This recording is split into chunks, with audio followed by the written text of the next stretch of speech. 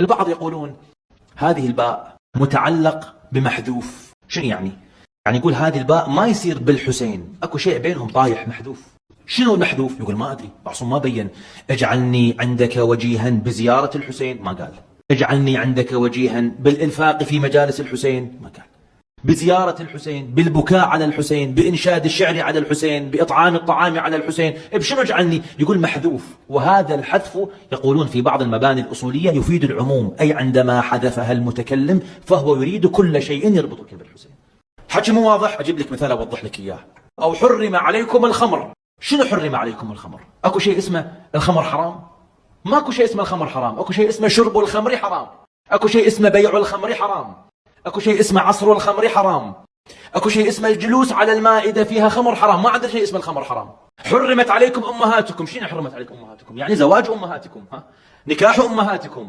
مو حرم عليكم المصافحة لأمهاتكم. أكو شيء محذوف. عندما أقول الخمر حرام وحذف المتعلق، يقولون بأن الشارع يريد أكثر من شيء، لازم احنا نشوف شنو الحرام بالضبط. يقولون لما المعصوم عليه السلام يحذف المتعلق في الباء يجعل القضية مفتوحة. فبأي سبب تمسكت بالحسين كنت وجيها عند الله. مو اللهم اجعلني عندك وجيها بزيارة الحسين، ما قال. مو اللهم اجعلني عندك وجيها بالبكاء على الحسين، ما قال. مو اللهم اجعلني عندك وجيها بالإبكاء وإنشاد الشعر على الحسين. يقول بما أن ما قالها احتمال كلها مطلوبة. هذه وسائل حسينية مفتوحة بحيث الإنسان بأدنى سبب يكون متعلقا بالحسين عليه السلام.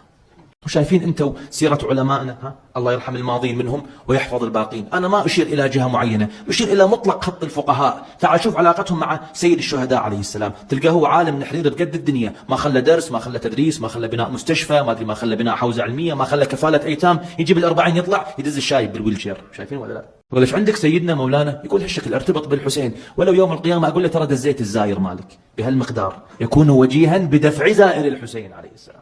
تشوفه هو مرجع فقيه طول السنة مدرس، يجي 10 محرم يمسك المقتل مال اللهوف يقرأ هالشكل سطرين. يقول له سيدنا شو تسوي؟ يقول حتى يوم القيامة إذا الحسين قال وين اللي قرأوا علي أنا أقوم وياهم. الله يذكر أحد أساتذتنا بالخير كان يصعد المنبر يقول أنا بس أون وأجيب الونة وأنت تون وياي، وأنا أقرأ التخميس وأنت تربط معاي القفل. يقول أيها الناعي أيها الباكي استحضر هذه النية. إذا فاطمة الزهراء يوم القيامة قامت وقالت وين اللي قرأ على أولاد الحسين؟ يقول يا سيدتي أنا قرأت. وين قريت؟ بالمجلس مع الخطيب. هو يقول الصدر أنا حافظ القافية، تعبيرنا أقفي معاه، مو تقفي معاك، استحضر النية ترى قاعد أقرأ على الحسين عليه السلام. والحسين هم سكينته واسعة، يحسبك ممن أبكى عليه غير أنك بكيت عليه. هذه النوايا كلها تستحضر. بأدنى سبب يرتبط الإنسان بالحسين فيكون وجيها عند الله بالحسين عليه السلام. أدنى سبب.